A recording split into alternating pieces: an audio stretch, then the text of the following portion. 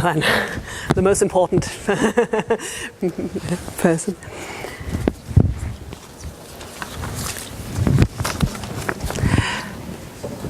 So a very warm welcome to the pre-concert talk for this afternoon's performance of 4 Bach cantatas, which were originally performed in Weimar and Leipzig in the early 18th century and are now reperformed in Oxford in 2019. My name is Henrike Lähnemann. I'm professor of medieval German literature and linguistics, and I'm also very interested in the music, theology and literature of the Reformation period. And in that capacity I've collaborated with the Oxford Bach Soloists in 2016, 1 year before the quincentenary of the publication of the 95 Theses. We did a tour together to northern Germany, back to the roots where Bach's music came from. He was a chorister in Lüneburg, so we performed around Lüneburg, but also back to the roots of the Protestant church music, because Bach is heavily influenced by the Reformation chorale, and the whole development of German music wouldn't have been possible with the Reformation music. But as a medievalist, I insist not stopping at the Reformation, but going further back, because really Luther could only make singing the Reformation such a enormous movement because he could build on an understanding of the importance of singing for devotion, and he could build on a movement of personal devotion sweeping across northern Europe, coming from the Devotio Moderna in the Netherlands. So what I'm going to do today is to look behind the scenes of Bach's music and the text of his cantatas, and to look both at the rhetorical and the devotional structure of one of the cantatas, Ach, ich sehe, itzt, da ich zur Hochzeit gehe. That's the cantata for the 20th Sunday of after Trinity, which is today's Sunday. So if you have been to a service this morning, you might have actually heard the gospel reading, which is set for the cantata of the invitation to the wedding feast.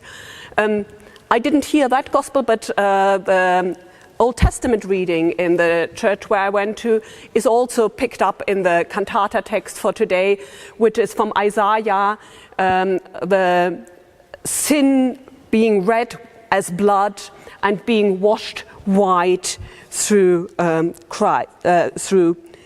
God. So today will be an illustrated talk. Normally I'm reliant on PowerPoint, which I don't have, but I have much better. I have the wonderful Oxford Bach Soloists, and particularly Charles at the organ, and they'll provide the musical illustration. So we'll go through the text of the cantata and hear how Bach is realizing each of these elements. And the visual illustration comes thanks to Christopher Skelton-Ford, the librarian of New College, who has brought out 3 of the treasures of the library, devotional books from the period of Bach. So these are 3 books printed in early modern England. This one actually, Reformed Devotions, being a collection of the best hymns, prayers and other spiritual exercises for all occasions, composed by divines of the Church of England and foreign ascetics.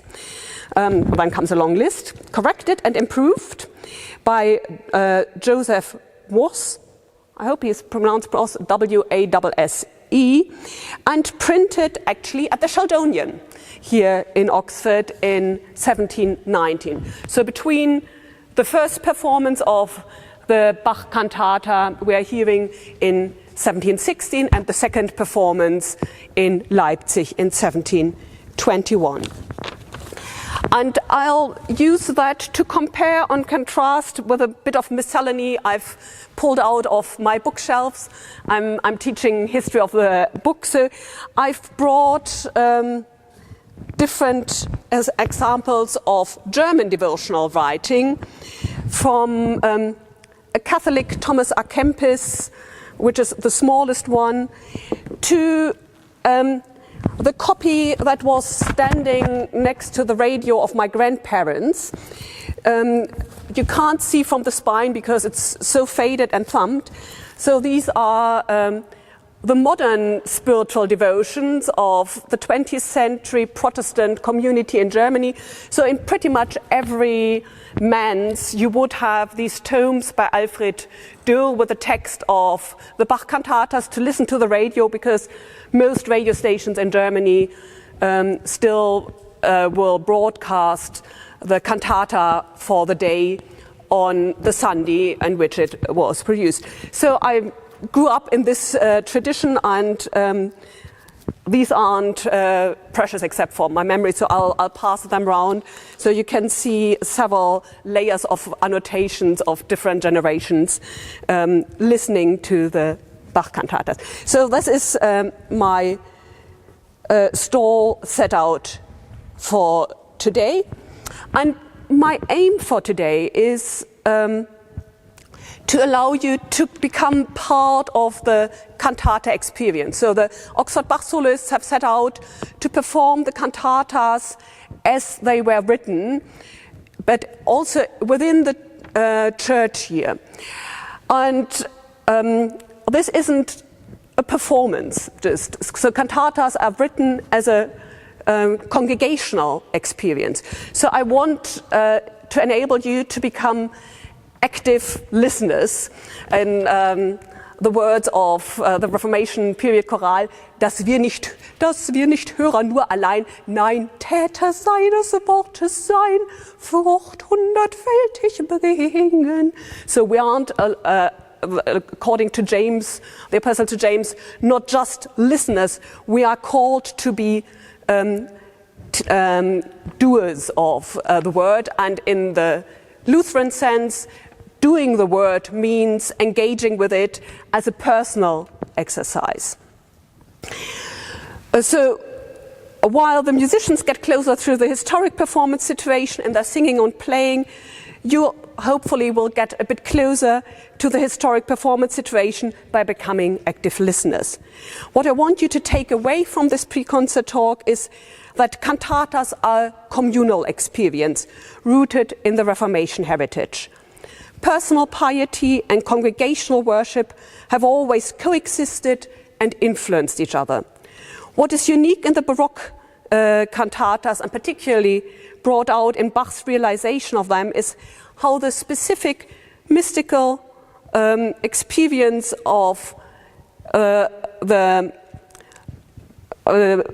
devotee and the specific form of congregational hymn singing are brought together. So, and if between I slip into preaching mode, it's partly appropriate and partly due to family background of ministers going back to the Reformation. What I've brought along for you is the title page. Are there any spare copies for the choir? Louisa, could you give them out, please? So I think it's always important to have a real size experience. So what the congregation would have had at the first performance in Weimar in 1716 would be this brand new devotional booklet, the size of a smartphone, or one. This is the hymn book of my grandmother. So they would have had this size devotional book, which was composed by the poet Salomon Frank, who was employed by the court of Weimar, which he makes abundantly clear on the title page. And I'll read you this typically Baroque title page because it sets out the program for the whole collection. And the very top title is already in Nuce, the theology. It is ein evangelisches Andachtsopfer. So evangelisch, the same root as evangelical, but meaning two things. It meaning Protestant, but it also means according to the gospel. So evangelisch in that case because all the cantata texts are based on the gospel readings. So it's a gospel-like sacrifice of devotional praise. Andacht means devotion, Opfer, sacrifice. So it's a true to the gospel sacrifice which you as reader are bringing as well as those who sing it. And it's done on the instigation of Herr Wilhelm Ernst Herzog zu Sachsen. I won't read out his full title, which is appropriately long. As is always the case, the less significant you are, the more you have to make of your titles. So these German princes and dukes were politically really insignificant, but they tried to make up for it by investing in culture, which isn't the worst thing to do. So he had lots of tiny areas he was ruling, but he had the Lutheran backing of being also responsible for the well-being, spiritual well-being of his subjects. So he isn't a Kurfürst, but he is a Christfürst, as it says. So if you see two above the bold Kantaten, you see bei christfürstlicher Anordnung. He is a prince installed by Christ, and so it's his responsibility to compose, to have geistliche Kantaten composed. The word Kantate in German is a homonym for two things. It's the name of the Sunday cantate, so the imperative from cantate domino canticum novum, sing unto the Lord a new song. And it's also the loan word from Italian cantata as a dramatic rendering that doesn't have an external stage but an internal emotional stage. So the difference between a cantata and an opera at that time is mainly that they're both containing actions and emotion, but one is acted out interiorly, so you can act it out while you're listening it, and the other is walls and stuff outside. So if we open our little devotional booklet and start auf den 20. Sonntag nach Trinitatis, so bottom first page. If you want to follow it in, if you have a program, you can do it, but I'll try also to take you through the most important thing. The first two words are ach, ich.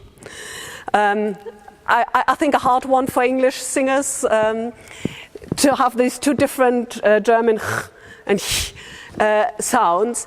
And the Oxford Bach Soloists have a lot of occasion to practice the ach, because it comes up several times. It comes up in the Aria Jesu Brunnquelle aller Gnaden, ach, erquicke meine Seele, ach, wie hungert mich nach dir.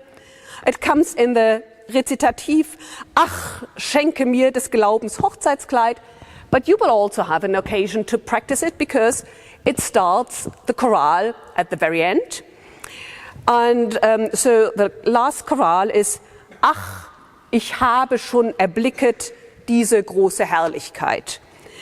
I've printed the last chorale at the back of it, and at the end of the talk we'll try to sing it all together, because that is really the heart piece of the whole cantata.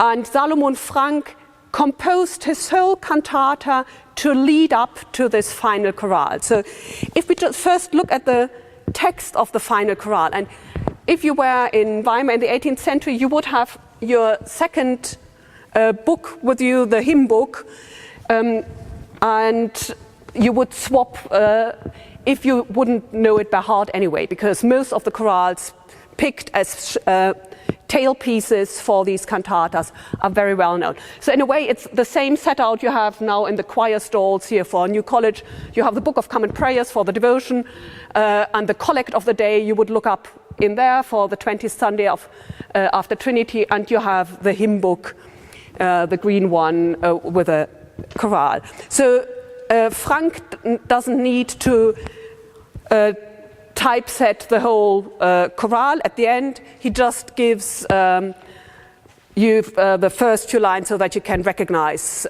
what you have to join in. And so the final chorale starts, ach, ich habe schon erblicket diese große Herrlichkeit. And ach changes meaning. So there isn't a proper rendering of ach into English. It means most of the time a sigh of desperation, alas, but in this end it has become a sigh of relief. Oh God, hooray, in a way, the ach has become. So it has changed completely meaning from the beginning, when the soul is worrying about what will happen, to I have seen these beautiful being, the Herrlichkeit, the overwhelming splendor of heaven. So it's arriving at that point. And now we'll go through the cantata to see how we are arriving at this beautiful heavenly setting. It starts with a bass aria, and it starts with walking. So I'm walking towards this wedding feast, and I'm worried. Am I dressed properly? Underdressed, overdressed? And I'm just going over the options in my head. So Charles, could you just play us the organ part for the first two bars and listen out to the walking?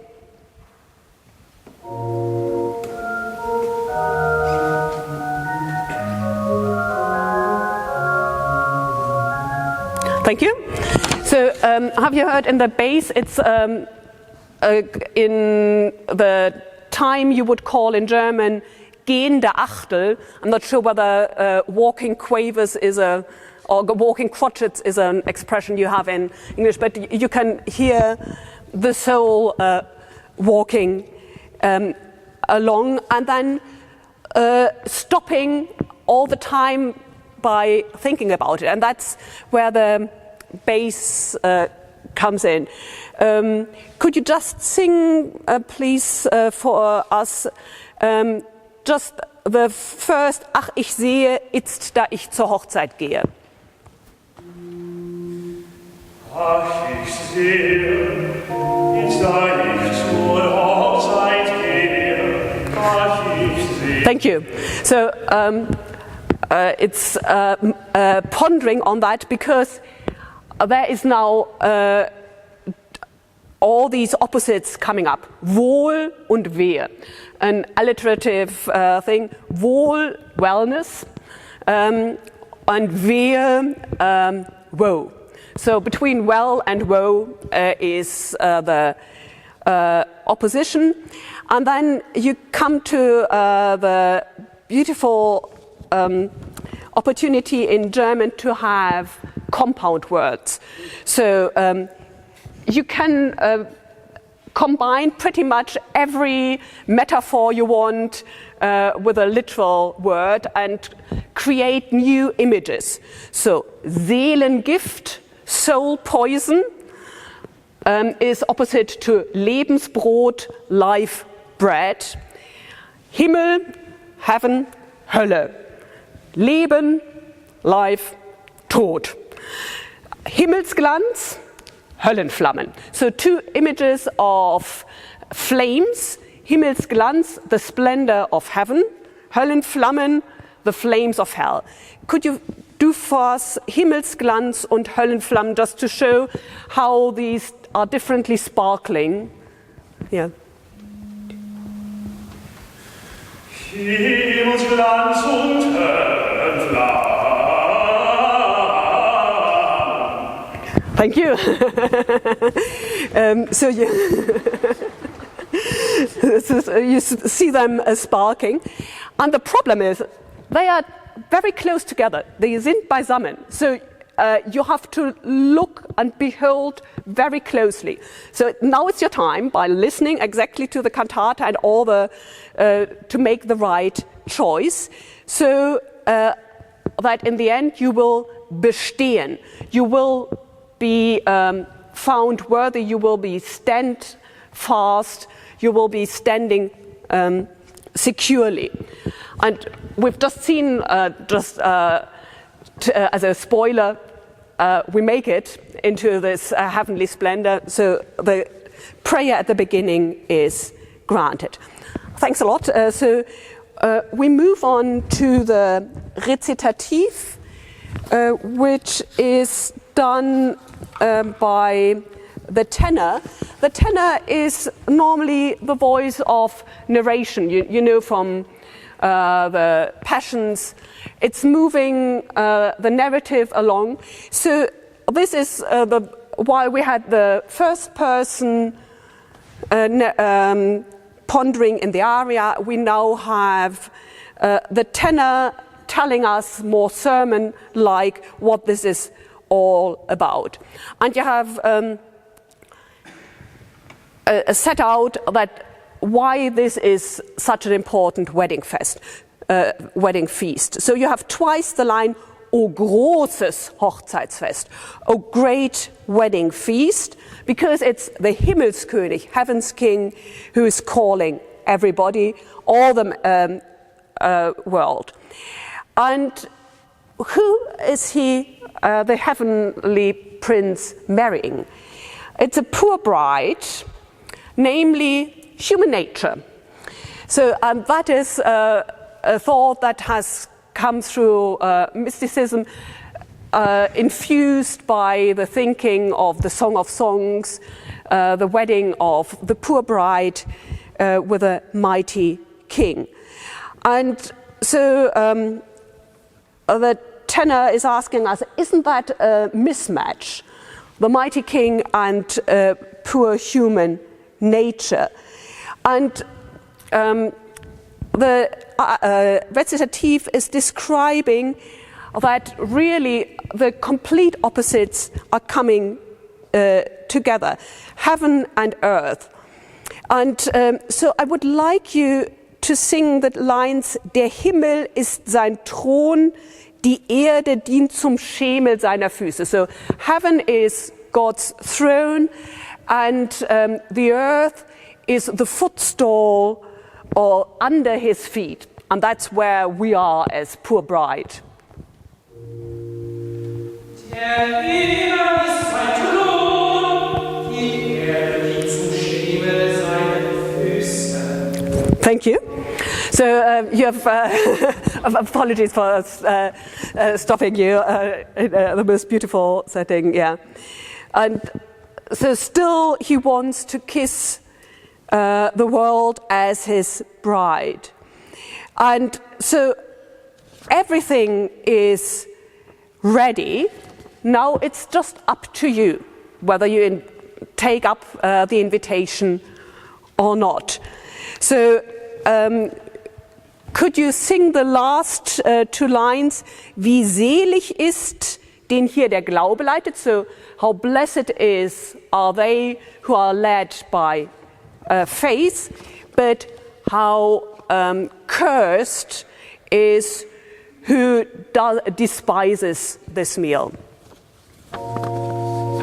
Wie selig ist, wenn ihr der Glaube leidet, und wie verflucht ist Gott, der dieses Mahl verachtet. You have been warned. The next one is a beautiful solo by the soprano, which sets out that actually the soul has made her decision. She is going to accept the invitation and is asking to be fed and watered by Christ, because she is weak and burdened. Again, you have one of these compounds, the Lebensbrot, the life bread that she is choosing. And the text ends with a komm vereine dich mit mir. And you have, could you sing from Ach, erquicke meine Seele, so the sigh to be fed up to then the komm, so the plea to be, yeah.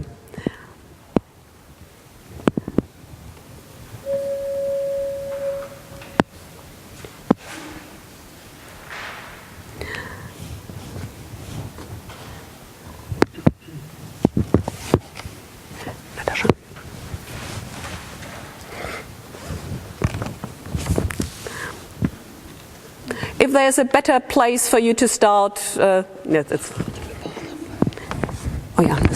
I should have.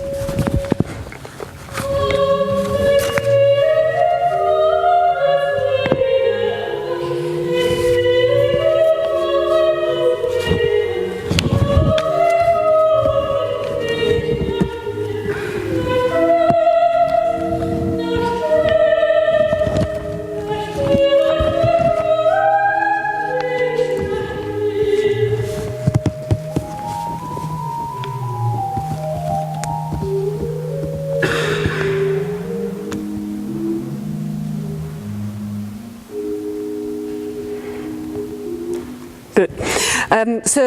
You've heard the nach dir, to you, and then it's confirmed with a komm. And then the alto has the next recitative, so we are moving through a whole range of emotions and colors of fear, hope, longing, and the worry